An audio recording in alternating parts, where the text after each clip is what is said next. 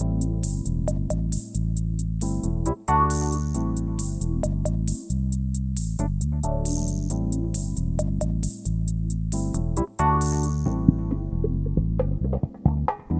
listening to the After the Show movie podcast from ascully.com.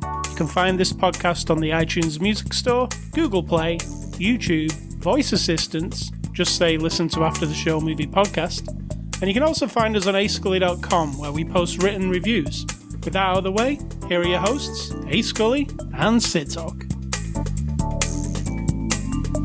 Welcome, Sid Talk. You talking to me? I'm singing to you, actually. Welcome, Sid Talk. Thanks, I got it. Welcome to the show. I know you're not talking to me now. You're talking to all the other people who are willing to listen. I'm like Russell Crowe in Les Miserables. Have you seen that? I've seen him singing in it. He sings like that. Welcome, Sid Talk. I'm not going to disagree with you because I haven't heard it, but I'm going to guess that's not how he sounded. He sounds just like that. Is this really how you want to start? But he hasn't. There's no before the after the show discussion, really, because it's been a long time since we watched the movie, about an hour. There's been various things. It wasn't happening. a long time. Well, it wasn't like 5 minutes ago. So, all right. So I've checked the bread and the bread maker, which I probably should have checked again before we get started. But yeah. Is that a cue for us to leave? Well, I didn't think to check it. Well, I don't think it's done yet. Thank you for listening to After the Show. Sid Talk has to go and check the bread. It's not a bread maker. It's fine. It should be fine. All right. Anyway, we're after the show. It's Saturday, November the 16th. This is After the Show 608. We're a movie review podcast, and every week we review a movie. Sid Talk over there is my wife, and I am Sid Talk's husband. They don't know what you mean by over there. She's behind me. Because we don't want to look at each other during the recording. It's not really that we don't want to look at each other, but I'll be honest, it's a little boring just to stare at somebody for an hour and a half talking. I get it. People love it. I'm not a look in my eyeball kind of person. So I'm happy to talk. I wasn't raised in a house where you had to lock eyes with people. You would literally be from one end of the house to the other yelling a conversation. So before I got my act together and got 2 microphones, we did spend 400 podcasts looking at each other. And then I started getting my tablet to start doing other things. And then I started being like, oh, do we have to do this way? And then you solved the problem. So it was beautiful. Yep. So Sid Talk. Again, do they really want to hear this? Sid Talk, uninterested since episode 400. All right. Well, that's optimistic. So, we review a movie, and this week we're looking at the movie The Kitchen. It's a 2019 movie released on Blu-ray on November the 5th. Remember. It's from our friends at Warner Brothers. I only remember because it's 2 days before my birthday. So True. You don't care about Guy Fawkes. I don't. In fact, I don't know why everyone's so mad at him. Let's not go into it. He was a terrorist. He was. And I'm mad at him for wanting to kill people. But the idea was to overthrow a government that was unreasonable. Yeah, minus the terrorist part. The idea was to bring the government back to the way people wanted it. So we're not reviewing V for Vendetta. No. We're reviewing The Kitchen. Warner Brothers sent us a copy on Blu-ray for review. And Sid Talk, you give us the synopsis of The Kitchen. And then... Why are we reviewing a Food Network show that's on in the morning? It's really boring. All right. I'm just saying. That's nothing to do with The Kitchen. That's the name of the morning show. It takes place in a kitchen. Hell's Kitchen. This is the synopsis. Crime in the 70s, run by some jerks, and then Hell's Kitchen in New York City. And our jerks turn out to be women. And I seem to have lost the cover for The Kitchen. So I will give you my synopsis of The Kitchen. The wives of New York gangsters in Hell's Kitchen in the 1970s continue to operate their husbands' rackets after they're locked up in prison.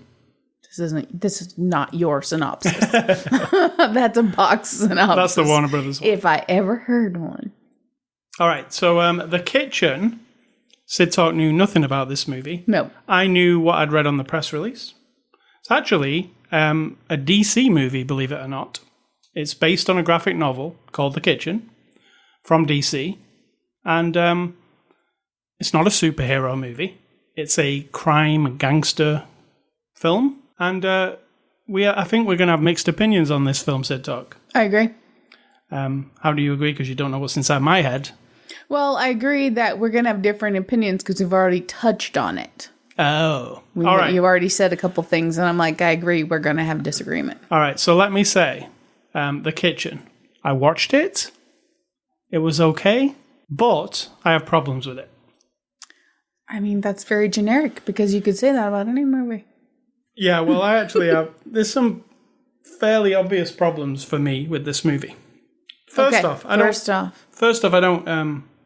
I like women empowerment type movies, but this one has a bit of twist on that, because these women aren't actually so great, right? They're not like... You don't root for them. True, but I think that's part of the goodness of it. No, I do like that. What I don't like is I felt like, I don't know if this is the directing or the editing, but it is really messy and it is very choppy. Like it feels choppy, like something's happening. A scene never actually gets to play out properly. They don't linger on anything. It just keeps moving really fast forward. I know what you're saying. And like I said, it felt like, I mean, I kind of picked up on this vibe early on. You know, it was like, here are these people. Here's this thing. Here's this what they're going to do. Here's a bunch of montages, which you've mentioned already. Of like, I haven't mentioned that already, no. No, to me. You mentioned lots of montages of people walking down the street and doing the thing and getting the money. They're extortionists, of course. It's, you know. It is the basis of the... If you like montages, this movie is full of them. And then I just got this vibe very early on, and I told you, like an episode of Streets of San Francisco or Kojak or something where, not just because it's based in the 70s, but I'm sure that contributed, this vibe of we're not going to take a lot of time with in-depth shit. We're just going to lay it out for you. Here they are. Here's what problem they have. Husbands have been removed from the situation, and these wives/women, other half of the relationship, decide to take over. And there's not enough time in a 2-hour movie or however long it is. It's not even 2 hours, 1 hour and 40 minutes. Right. There's not enough time to really pull it out of itself, right? You'd have to do a TV series to really in-depthly go into. So I felt that rushed feeling too. However... I didn't mind it. Once I got on board with it pretty quick, I was like, okay, let's just go for the ride. Well, what it did for me, the rushed and choppy nature of it, what it did was it made, like, I was never satisfied with scenes. Like, especially, I wanted more of them, the relationship between them and them just sitting talking and stuff. But this movie, like, they say just what they need to say so the audience understands what they're about to do. Then it montages what they do. So often montages, like major characters getting killed, there's often just a quick montage of like bang, bang, bang. Not even that. No. You're not introduced to a guy. It's like, here he is. He's a jerk. He doesn't say hardly anything. And then, are we doing spoilers? Yeah, we'll do spoilers. Okay, and then he's in a bathtub being dismembered. Right, so there's never any... It's like, wait a minute, you killed off one of the main guys we're establishing that would become a big showdown.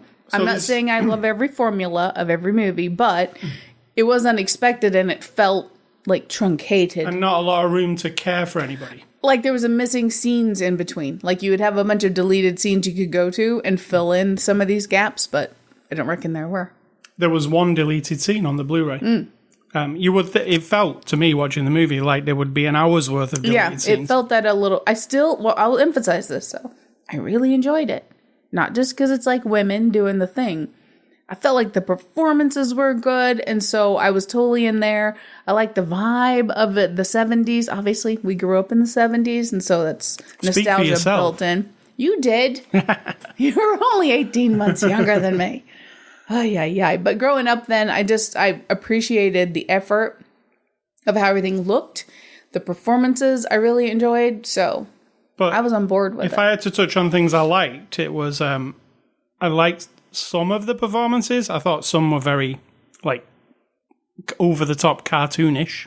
There was a bit of that. The main bad guy in the beginning, he was a bit, Yeah, that guy. He's a real, like, he's just like a goon from any other movie. One of the goons that will get killed. He's like, True, but they made him seem as though he was something. Yeah. But then... I wasn't terrified of him, like... And his end wasn't really that interesting. No. And see, that's the thing. That's also the thing. The movie, like I say, it feels choppy all the way along. And I'm hoping that there's going to be a real dramatic scene where we actually get to feel some dramatic performances from people. But then it never gives it the chance for that because it cuts away to something else quickly. And it never does. It never, ever sits on the drama. It just goes like action, kind of action, like people getting killed, etc. You're talking about like a big, hefty showdown that we see in most action / It does a lot crime of that, right? drama movies. But doesn't do the drama in this movie. There's not a lot of scenes. I want less action and I want more like performances. But most of the performances are just choppy, like here's one of the characters, they say a few things, they cut to another character, they cut to a montage of people getting shot. That's how it feels to me. Also, there's like this surprise ending kind of thing that is just boring and crap. Yeah, I wasn't impressed because I thought that's like... I won't spoil that though. No, this is based on a graphic novel. So if that's the way the story goes down, that's the way it goes down. I can't argue with that. I didn't write it. I'm just saying like they didn't build me up to either suspect that or to then think back and say, oh, wait a minute. Yes. Oh, that makes sense. Because basically what you're doing is that thing we've talked about where the writing slips in at the end with some punchy thing, like unreasonable solution or twist that nothing in the rest of the story. What's that called? When they swoop in something at the very end to either save the day like or a Hail Mary? Is it? Like in right? film call? Is that what it's called? Maybe. That might be a sports term where something comes in at the end and like rescues No, it has a name, but I know what you're talking about. Yeah. Well, this movie, it has a twist at the end. It's kind of like a twist, and the thing's playing out, and I'm like, but I don't care about this section I don't care about it. I know what you mean. But you know what I mean? Like the car and the... I'm not spoiling it, but that. And then it looks at it and it plays some music, so you're like, oh, this is an important moment. And then it unveils what it is, and then I was like, oh. So? Like... I do understand, but by this point, there's so many things I like. I'm not looking for fault, and that's what happens in my brain. If throughout a movie I am just already like, oh my God, ugh, then every single flaw, it's like confirmation bias. I want something bad to happen or be crappy to confirm why I'm not liking this movie, instead of starting the beginning going, not sure, but I like it mostly, so now I want things to keep confirming that. Right. So I'm not looking for flaws, even though I know they're there.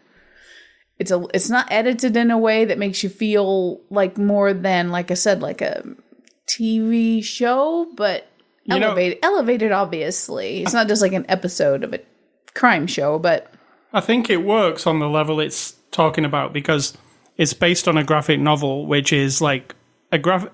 If you do read graphic novels or comics, they're very quick with the story. They don't mess about. There's a panel here, and then 3 people get killed here, and then it moves like because they only have so many pages to work. So it makes sense. So it does make sense if you look at it from that aspect. But when you're looking at it as like a crime mob movie, which it is, it just comes across as like hollow to me. Like I'm not, some stuff happens too quickly. Like it's. Major characters. Well, what's a drama crime movie that fills in everything? And don't say Scarface, Godfather, or... I was about to say Goodfellas. Oh, Goodfellas. Goodfellas is about 3 hours long. There's lots of character development. You actually care about people in it. It's a prop... Wolf of Wall Street, even though it's not really a crime movie, the way it plays out, you care for the people. Even if you hate them because they're assholes. You still kind of have some kind of... And that's the way I felt about this. These ladies are horrible. They take over a horrible asshole job, and they don't suddenly swoop in and make everything, like, beautiful and wonderful, and we're going to not be violent and all that. They just take over where other jerks have left off.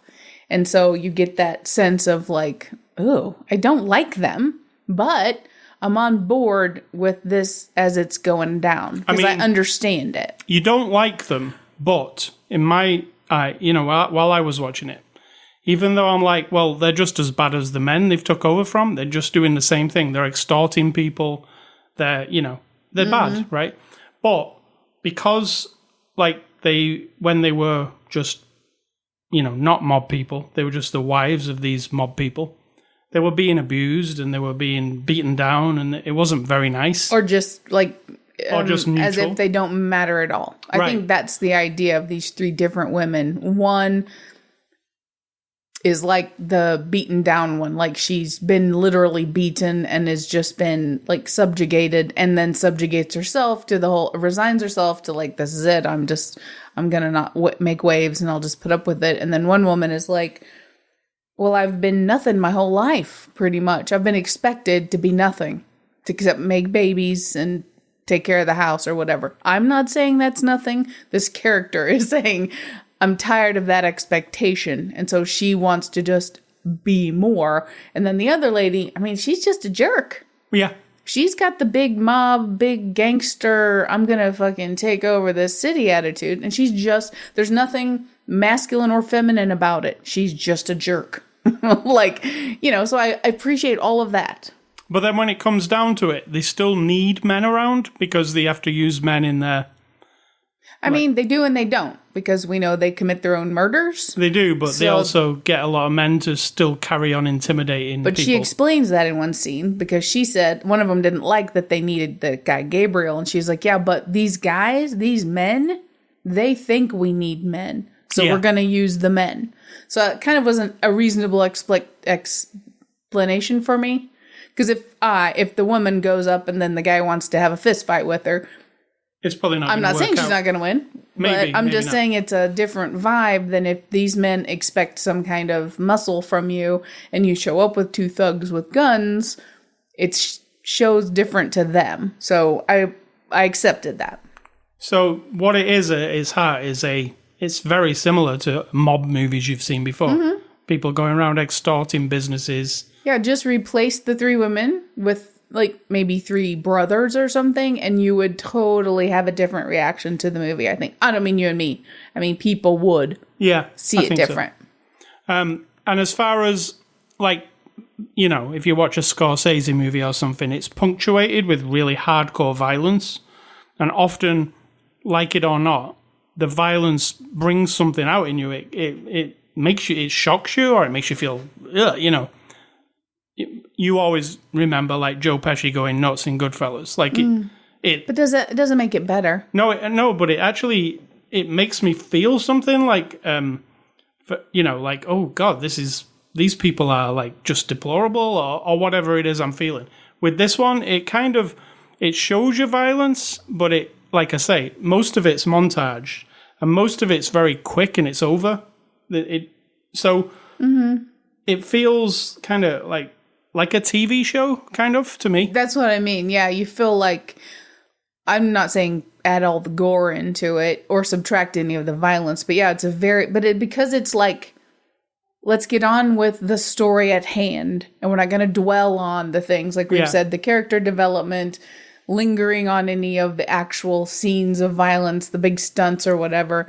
It just moves through this slice of when these women took over, then what happened, and then what happens next. And the director lady said, I'm not interested in violence. I know there has to be violence in this movie, but I'm not actually interested in it, so I kind of do it implied a lot. There's a lot of implied stuff.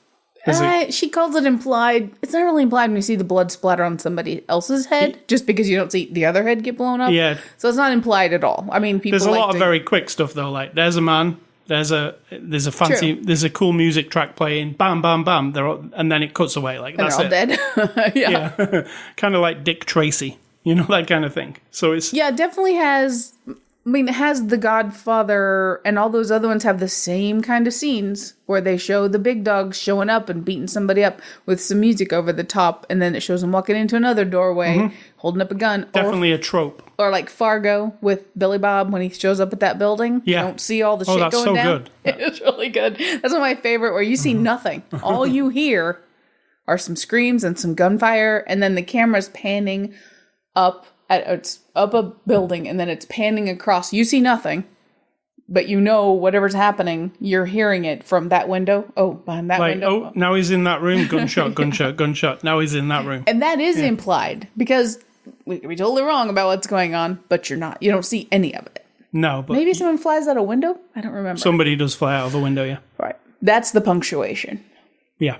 And that whole scene in Fargo is way more effective than any of these montages in this movie. Okay, I disagree with this non-effective thing, but I understand what you're saying. Yeah. I mean, you can't help it. What I do like about this movie is I think they got the art direction like spot on. It's fantastic. There's really good, like any room that you're in looks like it's the 70s. There's a lot of attention to detail if you look as well. And when they show New York, which I assumed was a set, it's not a set. It's actually the streets of New York, but dressed to look like the 70s, which is I'm sure that's very hard to do with people knocking around everywhere. You know, and they're not filming it at night mostly. It's in the daytime. So I love the art direction. That was my favorite part of the whole movie. So going on The to way it looks. Yeah, the way it looks. Yeah. It's the attention to detail kind of movie. Like, it looks like they spent a lot of money making it look like it's supposed to be in the 70s. Moving on to the cast, Melissa McCarthy is the first of our ladies, plays Kathy Brennan. Melissa McCarthy, as we know, is generally a comedy actress. Have we seen her in anything serious before? I mean, she was in, what was it called? You know, the TV show with the guy that we see on all the time.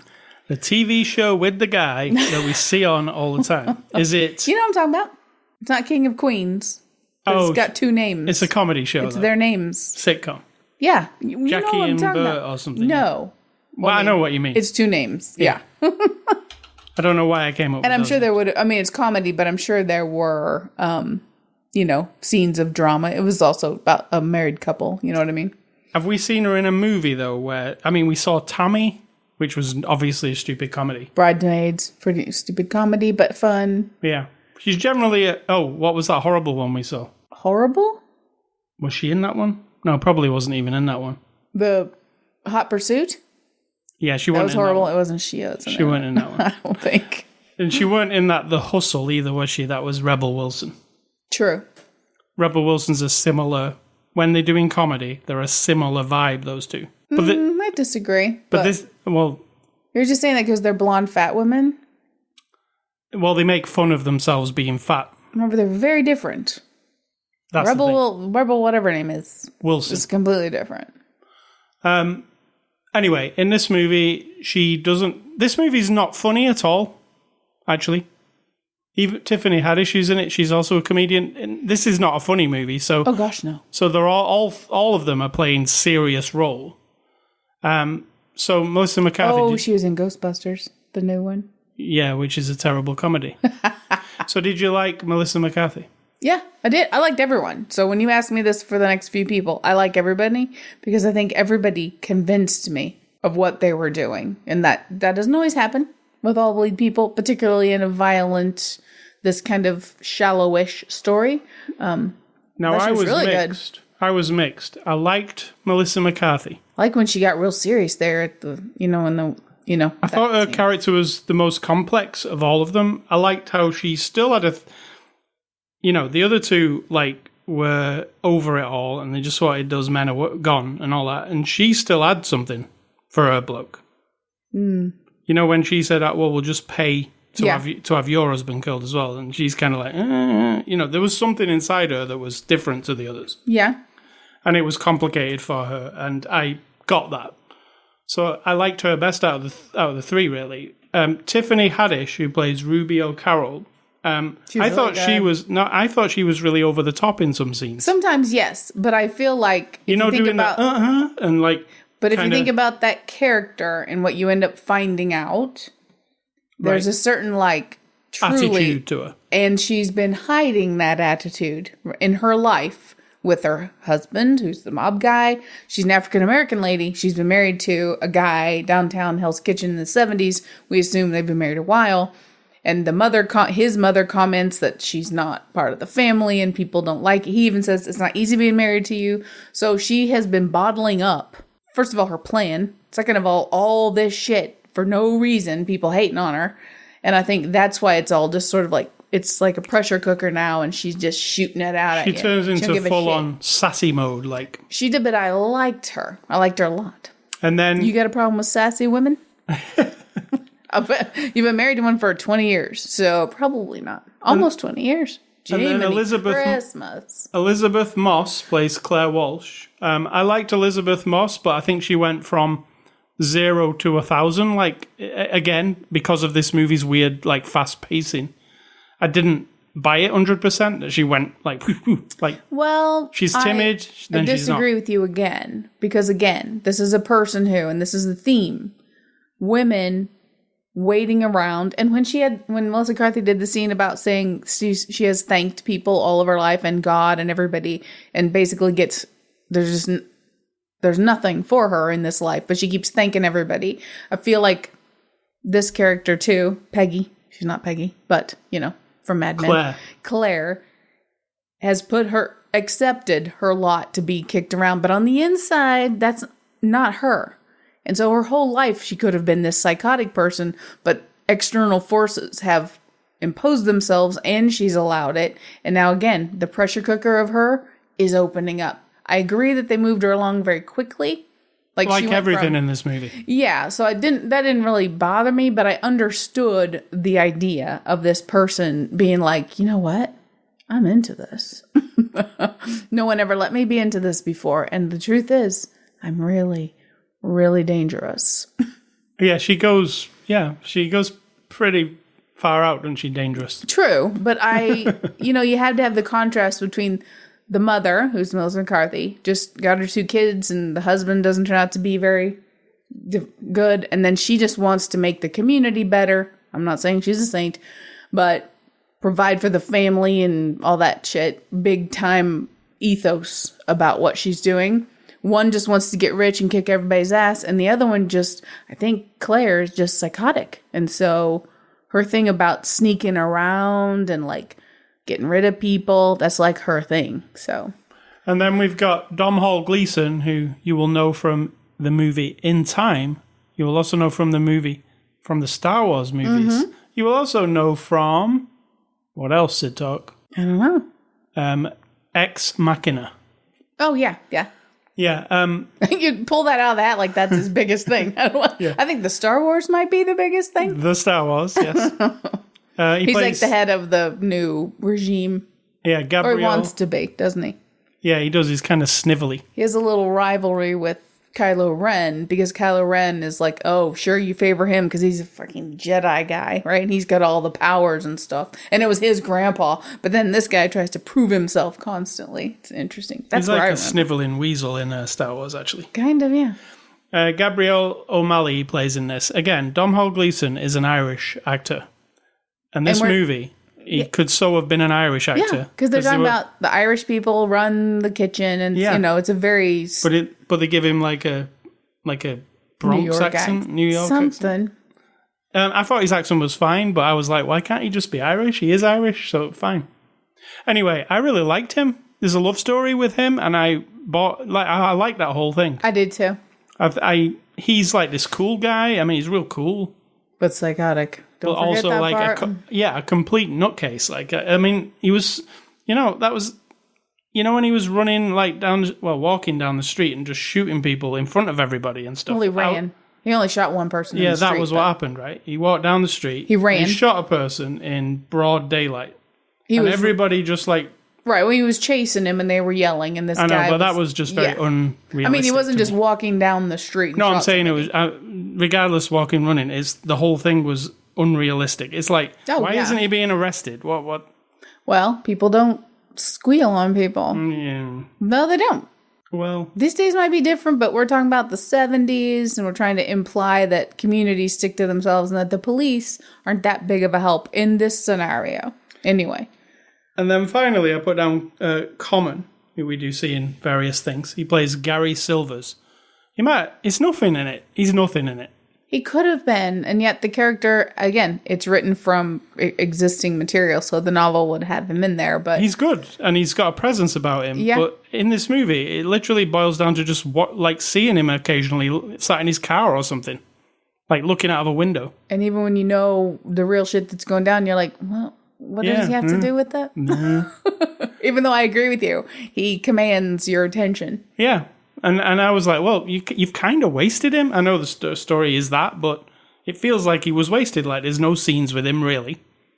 It is... I'm not convinced of what ends up being his deal, because I have no reason to believe this whatsoever. That's the thing. The character development on him is nothing.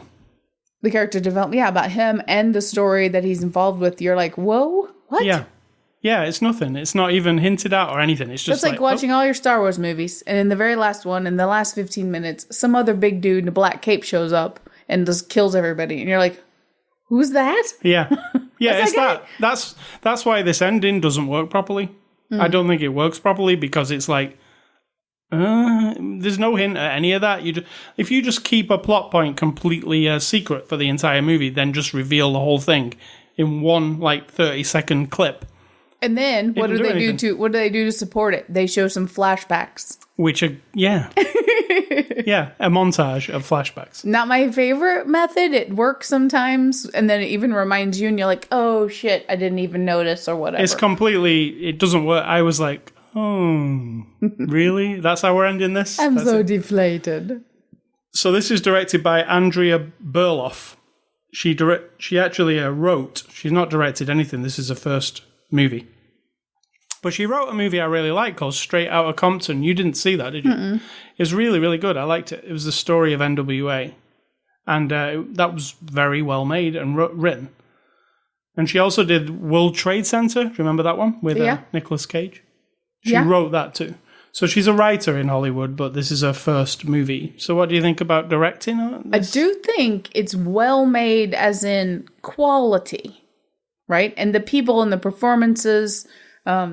I appreciate the camera work, because it's invisible. You don't have to be reminded. There's no shaky cam. There's no weird stuff. There's no lens flares. There's no none of that. It is a very straight up, the camera's sitting here, and now I want the performances to come through. The lighting looks good. All that stuff, that directing and her input on the performances, I think is excellent, and I would want to see something else. And it has kind of a style to it. There's a lot of those wipes and that 70s thing where they move to, a little bit, yeah. But it's invisible. I wasn't aware of it. Yeah, it doesn't have you're watching a Michael Bay movie because of the camera moves and stuff. You're like, oh yeah, exactly. That's a Michael Bay. It's not like that. It's again, I feel it feels like a TV show a lot, like the way a TV show is shot. A little bit, but then that's not necessarily bad. It's just you have to accept it, basically, from when you step in. You have to be like, okay, this isn't glossied up really at all, which I kind of like. So explain to the ladies and gentlemen what a IMDb why we look at the IMDb reviews. I do not. You do. So let's start there. You like to read reviews of everything, either before you buy it or after you've seen it, read it, or played it. After I've seen it, usually. Yes. I am not interested in any reviews hardly ever of anything, unless I'm making a large purchase, which is ironic that I'm sitting here doing this movie review podcast with you for the 606th time, is it? How many? It's a lot. It's 608. Okay. 8, yes. But you like to go on IMDb after you've seen a movie and look for the 1-star reviews for the movie that you particularly like, and then read them and then laugh at them and make fun of them, which, again, to clarify, if we agree with the 1-star reviews, we think they're great. When we disagree, we think they're idiots. Yeah, We're very hypocritical. We know this. I don't agree this movie is a 1-star movie either. Agree. I'm somewhere in the middle where you're probably a bit higher than me. So yeah, I'd give it an above average, a 7.8, 7.5. And I was thinking 6 for sure. Above average, but nothing special and too many flaws to. Yeah. Well, that's fair. Fair? I'm fair. I'm a very fair man. Unless you're completely deluded about something. Also deluded. All right, so these are the 1 out of 10 reviews of The Kitchen on IMDb, and we read these for amusement purposes only. They're not our opinion. All right, so Not a Killer says, does anyone believe that things were this way or are likely to happen? This is not a film, it's a fairy tale, and also an embarrassment to women, an affront to intelligence. An affront. Okay. This guy says, Hansen says, honestly, I think this is the worst movie I've ever seen. Oh my God, we forgot. Yeah, we were to remind you, that is on every single set of 1-star reviews.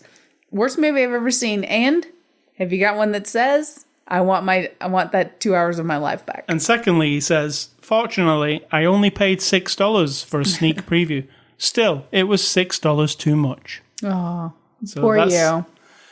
This next guy, Plants, says, this movie was awful, so boring. Why does Hollywood feel they have to make the same gangster movie, but with women? Come on, write something different with women. Stop copying other hits. Okay, I don't disagree with that 100%. But exchanging one lead type of character with that is conventionally one type or the other, could be female or male, with the other to tell a story in that, I don't have a problem with that. Like, fundamentally, that doesn't bother me. It can go very wrong. We haven't seen Ghostbusters, but from what I understand, it might be one of those things that didn't work out. Maybe not because they're women, but it just wasn't done very well.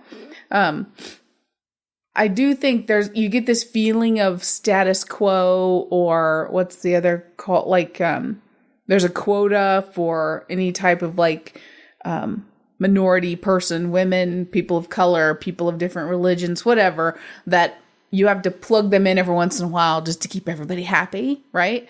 You get that flavor sometimes in the last few years. I understand that. And it can feel like you're hitting me over the head with this thing. Oh, sure, women can be gangsters too. But the movie itself feels right to me. Like, it's not pushing the point of it. They're not it's not unbelievable to me that a woman's husband who's in the mob or whatever this situation is, and he gets out of the picture, that a woman could then go and, run it all. Because what are these systems all really based on anyway? The guy in charge, usually, is just a dickhead. He will it's just like the Whisperer lady, Alpha, right? There's nothing about her. Walking Dead. The Walking Dead, this character who could particularly, she's not intimidating really, except once you know what she's capable of, right? She's fucking insane. However, people are following her and doing her bidding for her mostly. And so that's what is going on in these gangs and in the mob and all that. It's just a guy in charge who somebody says, oh my God, that guy is tough, so I'm going to follow him. Why can't that be a woman? So I'm on board with that. Next one says, very boring and promotes hate towards men. After the movie, ask yourself, why did I waste time on this garbage? I think it promotes hatred of people who treat other people a certain way. And yes, they're picking on the husband/boyfriends of these women. In particular, one's a wife beater, one's just a racist prick who's kind of excited that he's married a black woman. I think that's kind of the vibe we're supposed to get, that he thought he was a bad boy in his group, marrying this black lady, and that gave him some sort of cachet or something. I don't know, right? Finally, the bedroom. The bedroom is what this movie should be called, not the kitchen. I actually fell asleep watching it. Dedham. The bedroom. There is a movie called The Bedroom. Go watch it and then tell us how happy you are. You mean in the bedroom? Very depressing movie. It's a very sad movie. Yeah, it is. Yes, it's good, but sad. Those are the 1-star movie reviews. Extras on the Blu-ray. There's a couple of featurettes. I think they're all right because it does show you some. It shows you how they did the New York street. Yeah, that's how we learned it was actually a New York street. And I was glad to see the director lady working. You saw that a bit. And some interviews with the ladies, and it wasn't one of those kissed everybody's ass kind of ones. It was just them explaining, how they made the movie. So, what do you reckon? Extra. What do you reckon? Conclusion on this one. I enjoyed it. You know how I feel. I enjoyed it. It's right in the middle of the road for me. I was. Mine's the middle of the top range because I really think it's well made, and that sometimes can bump it up for me. If I'm enjoying what I'm looking at and I'm feeling immersed in somebody's world and the art direction, the sets, the clothes, the places, the sound is really good because, again, it's invisible to you. There's no weirdness with the sound. No, and we did... There's no bad looping that I can spot that shit a mile away. Yeah, well, we saw how close the microphone was. Exactly. In the extras. It was literally like bumping around the top of her head. Whoever does this boom mic, get it so close to the actresses, there was no need to loop anything. Also, the soundtrack's really good in this movie. I like the soundtrack. There's a lot of Fleetwood Mac. But it's good. It's really good. So let's move on. Thank you to Warner Brothers for letting us review this movie. Next week, we're looking at the movie Good Boys. It's a comedy, Sid Talk. You realize we shouldn't thank them. I mean, we're giving them free advertising. Well, they should be thanking us. I'm a courteous gentleman. You are courteous. I guess I'm not, because I think we're doing your bidding. It's like, why would I wear a Nike shirt unless Nike came along and gave me a check every time I wear it? So thanks to Warner Brothers, and Sid Talk says F you. No, I love that you give us this as an equal relationship here. You are getting something out of us. So thanks. Chew on that. But next week we'll look at the movie. Don't take us off the list. We'll look at the movie Good Boys next week. Movie recommendations. I'm going off the back of this movie, and I'm going with Widows, which we actually probably watched this year, didn't we? Earlier this year. I think Widows is a better movie than this. You can sue me. I disagree. If you disagree, sue me. I'm not going to sue you, but I disagree. I liked the drama of Widows. It was a lot more drama than this movie was. You just like... I like the pace of it, too. I like what? Don't you just like Angela Bassett? Is that who's in it? Who was in it? I thought that's who it was. Helen Mirren? Don't know. There was some women in it. Who knows who they were? Oh my God. They're just women. Oh my God. This is the kind of thing, ladies and gentlemen out there, and whomever, everybody, if you have a partner and you're in your home and you're just between the two of you and they say something and you instantly want to say to them, don't ever let anyone else in the whole entire world hear you say that. Just me. I'll soak it up and the walls will soak it up and no one will ever know. And yet, sometimes this husband will say it on this microphone and I can't edit it out. You're painting me to be a terrible chauvinist or whatever. No, it's not just chauvinism. There's a lot of comments that I think people's partners make that you're like, oh my God, I'm so glad we're not in public for that. I can't remember who was in that movie. That's really I'm about to tell you. Who? Elizabeth? Viola Davis, Liam Neeson, John Bernthal, Manuel Garcia Rufo. Just say the women, because the men don't really matter. The women, Michelle Rodriguez. Yes. Bailey Rice Walters. Don't even know who that is. She was in it briefly. Elizabeth Debicki and Viola Davis. Elizabeth Debicki. She was the blonde lady. Oh, okay. Yeah, I like that movie. Anyway, and my other movie it's a movie from Warner Brothers from quite some time ago that I really love and nobody has seen, I don't think. And it's in the comic book realm, and it's called The Losers, and it stars. It actually has in it Captain America guy before he was Captain America. It also has Negan in it, I believe. Is that true? I don't remember who all was in it. Yeah, anyway, it's called The Losers. It's from Warner Brothers. And we reviewed it, but it was like so long ago now. Probably 12 years ago. 2010 it was. Zoe Saldana was in it. That was like her first movie after she was in... Yeah. Yeah. Yes, Negan was in it. Jeffrey Dean Morgan, Chris Evans, and Idris Elba. And it's almost a superhero movie. But he was already in Captain America. Yeah, no, he wasn't. Not in 2010, right? I don't know. I don't know when those movies started. No, I don't think he was. But this movie, The Losers, I think it was based on a graphic novel. It's just a really cool movie. And it got 6.3 on IMDb, so people did like it. So what are your ones? Mine are Iron Fist, the Netflix show, because it reminded me that Iron Fist explained more about like Hell's Kitchen, because he's very closely related with Daredevil and the whole New York City vibe of those. They're Marvel, but still. They're not DC. But Iron Fist, I thought, was the one that did the best job of explaining rivalries between, these almost legendary rivalries between Irish gangs and African American and the Asian gangs and all that kind of stuff. And it was a prominent feature in the show. One of the obstacles for everyone to get around were these big crime bosses. And also, it's a good show. I mean, there are times when I'm like, I understand why people hate it, but I enjoyed it. I wonder if those Marvel shows will come back now Disney Plus exists. I wonder if, because they took them off Netflix, I wonder if they will... Probably part of their plan. Yeah, they're not actually on Disney Plus yet, but I imagine Maybe they will they'll make some more. And then my other movie is 9 to 5. Because I used it as an example for you for why I like the idea of these women just being jerks. Like, you don't feel like these women have come to save the neighborhood or anything. They're not doing anything that's stereotypically female to solve this problem of gangs and money and all that shit.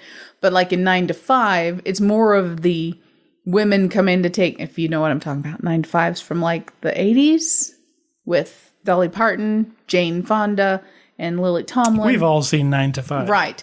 They do something with their boss, who's a jerk, and they take over the company, but they do what you would stereotypically think of as more female additive things. They put a daycare in the building, they have more flex time, all these more,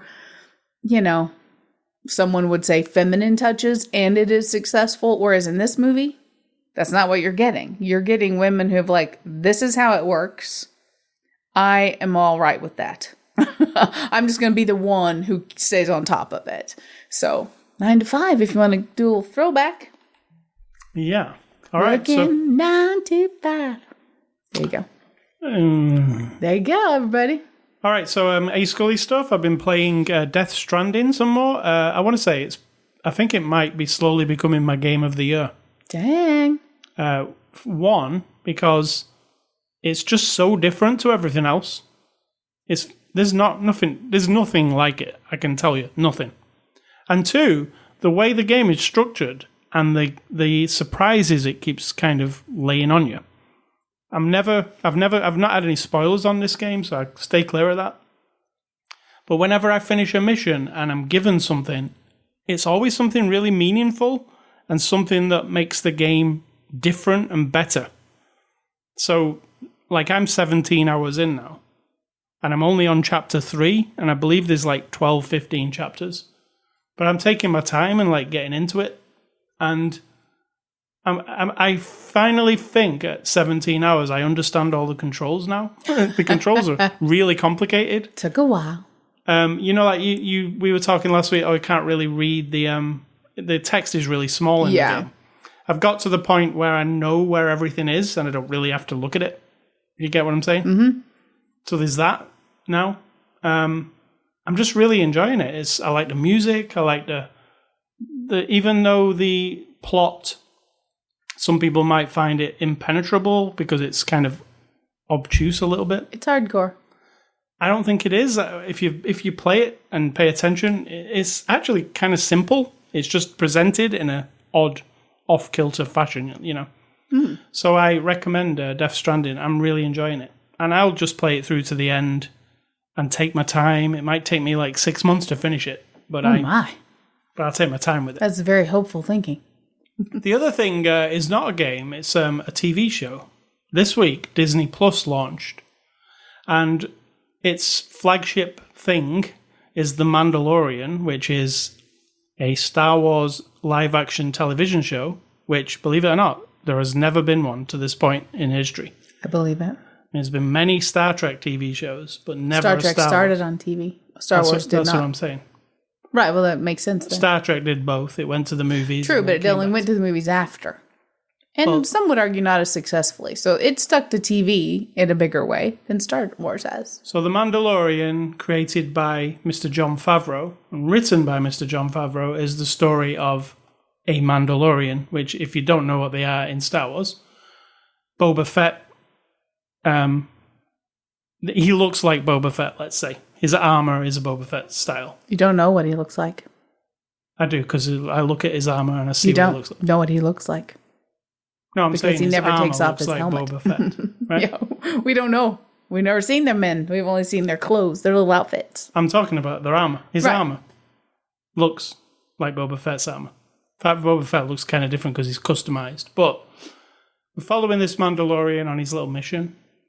It's not really a little mission. I don't want to spoil it, but anyway, we've seen 2 episodes of The Mandalorian. I'm the biggest Star Wars fan. In this house. Yeah, I feel in the world. Oh, you're not. Oh my God, no. Are you talking about reasonable fan? Probably. No, I mean, I've been with Star Wars since 1977. Let's say that. Always. Never wavered from Star Wars. And I embrace any Star Wars, bad or good. I just watch Star Wars. So I find this is a 10 out of 10 series for me. I don't disagree so far. It's only been 2 episodes. It's only been 2 episodes, but I'm liking it better than some of these movies, recent movies. I feel... Traitor. This second episode, which featured barely any dialogue, if you think about it. Yeah, true. And it was so enthralling start to finish, and nobody really said anything. It was just... and it wasn't just all action either. There was a bunch of action in it. No, it's just moving forward and it's like... what they were doing. Yeah, it tugs at your heart a little bit, and it plays with the, Star Wars, what do you call it? Your memories of Star Wars. Yeah, it plays with all that. Yeah, nostalgia. It's definitely nostalgic. But we're following this new character. We've not followed a Mandalorian before. There was one in Rebels. And this is also directed by the guy who did Rebels. So it also has, don't you feel like it has like the pacing of it is like Rebels? Yep. And it's got the comedy mixed in with like, it's actually serious, but and it's not jokey. And yes, Rebels is a cartoon, but still, I'd watch that from start to finish, and it's just a good story, good characters. And this just looks awesome. There's a lot of production design. It looks like Star Wars, and this last one, I'm skirting around the thing of this. I won't say the thing. The thing is awesome. Yeah. Don't say it if you're not going to say it. No, don't tease it. There's a huge Star Wars thing in there that you need to go and watch it. It's on Disney Plus. It's exclusive to Disney Plus. Actually, that's the only place you'll see it. So, if you're a Star Wars fan, you've probably already seen it. I think 10 million people signed up on day one. They didn't all sign up for that show. No, I'm sure. Obviously, people in my Facebook list of friends, no one has mentioned that show, but lots of other reasons that they've signed up for. You know what the other huge thing was on Disney Plus on day one that people signed up for? They've been doing these live action movies recently, The Lion King, etc. The Lady and the Tramp live action movie is exclusive to Disney Plus. Didn't hear anybody mention that either. And I watched this too, which I actually really enjoyed the first episode, and it's The World According to Jeff Goldblum. It's a show on Disney Plus, and each episode he covers a different topic. And the first episode was about sneakers and people who are obsessed with sneakers, collecting them, selling them. We watch somebody on YouTube who's into that. He is, but he sounds like he's kind of gone off it, yeah. A little bit. But it's a whole world, and Jeff Goldblum, it's just a half-an-hour show. And if you like Jeff Goldblum, his kind of wacky kind of way of presenting things, it's just a really cool show. It reminds me a bit of like David Attenborough when he's doing the nature documentaries. You're comparing Jeff Goldblum to him? Jeff Goldblum has that, but... the way he narrates, because it's a lot of him narrating, not just him on the screen. It feels like that, but it's not a nature topic. Anyway, the sneaker one was really fun, and next week's one is about ice cream, so it jumps around. It's kid-friendly. There's nothing, rude. There's no swearing. You can watch it with your kids. I really enjoyed it. I'll be watching the next episode. So, Sid Talk, what is for dinner? Impossible Whopper. Impossible Whopper. That's it. We're not advertising for Burger King We're not. or Impossible Company. That's it. Okay, we're going to have a veggie burger. I'm just going to happen to go drive somewhere to pick it up and let someone else cook it for me, which happens to be the Impossible Whopper. They're very, very good, Impossible Whoppers. And also some of that bread that's probably cooking in there. Or probably just like burnt to a crisp in a small ball. We'll take our chances. It's got to be better than the last one. And finally, what is your advice? And then we'll go. My advice isn't really advice. It's just a thing to think about. Oh, goodness, I've got the yawn. Are we boring you here? No. We're boring Sid talk. Let's get out of it. In the middle of me talking, who's boring? You're boring yourself? I'm boring myself. No. It's just, I was thinking about the last few months and all the different deaths that not in my immediate... Well, my aunt died last week. She was an older lady and had some health problems, and it wasn't like, oh, we all expected it right then, but it happened. Right before that, a cousin was shot and killed, and the young man who did the shooting was friend, like the nephew and son of friends of our family from a small town, etc. Also at work, my coworker had a niece who was only 25 years old who died of cancer, and another coworker just had his stepson die while doing a performance on a stage here in town at a bar. Like, he was a spoken word poet and died on the stage. He was only like 27 years old, I think.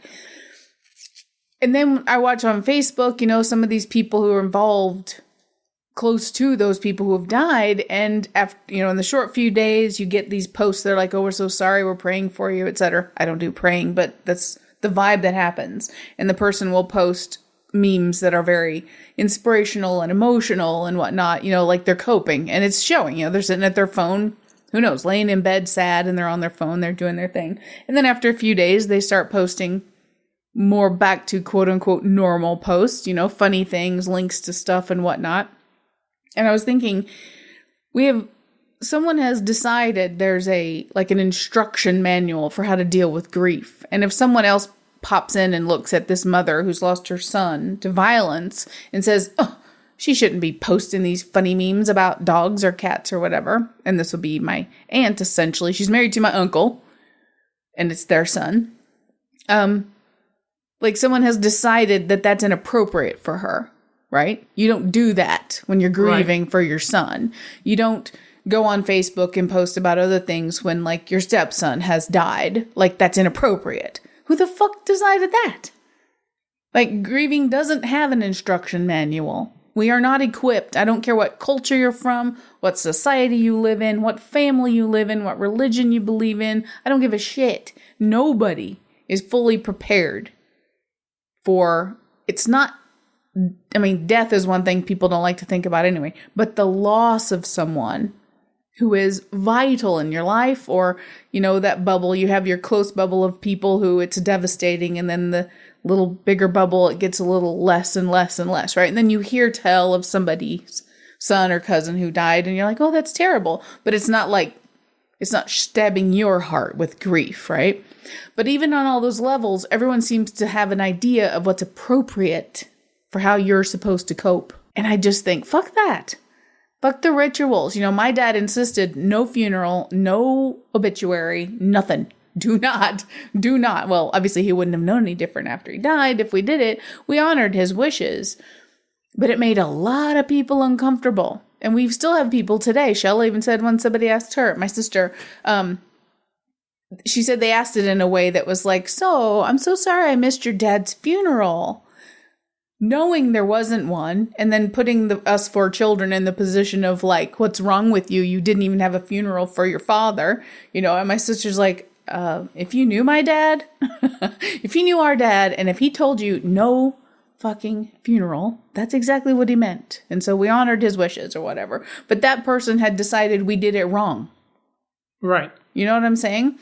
And I just feel like if you're grieving over someone or something and the whole world is trying to pressure you to react a certain way, but your heart and your brain are not feeling that, you can still go through the rituals. Yes, it will make the other people feel better, but no one can dictate to you how you deal with the loss. And grief is not just for death. It's for loss of a marriage, loss of kids moving away, it's loss of a job, or what you thought was the purpose of your life changing drastically. It's all grief. You're losing something that you will not get back. That's the thing about grief. It's very specific. The thing you are losing will never come back, whatever it is. So I just say, if you're in that position right now and someone's trying to push a bunch of stuff on you, if it's their way of coping also, you have to be delicate, obviously. But don't ever feel bad if what's in your heart and your mind when you've lost someone and you look around the group of people who seem to be all following like some kind of playbook and you didn't get the memo. Don't worry about it. Like, you need to just live it, feel it, and take your time, or not. Maybe 2 days after someone's died, you're like, okay, I'm sad, but I'm moving on, right? I'm not telling you to, and I don't know the circumstances, but if that's the way you feel, for real, don't let someone else decide for you that no, 4 days isn't enough. You have to wait 150 days, 550 days, or never. You never get to feel good again because I've decided that's not appropriate. So grief does not have an instruction manual. Nice. That's my statement, and I'm sticking to it. All right. So you can catch us on Twitter, Facebook, Instagram. Catch this podcast everywhere that podcasts are downloadable. I thought you said this in the beginning. Except Spotify. Damn you, Spotify. You're too difficult. Yeah. And you can email feedback to me at ascully@ascully.com. Don't email Sid Talk. She hates all of your guts and I do not hate anybody's guts. Would rather you don't. I hate no one's guts. They're totally innocent.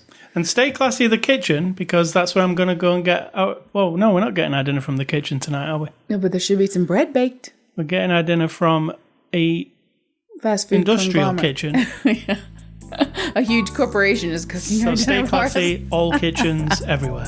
And I'm going to say, think for yourself or someone will do it for you.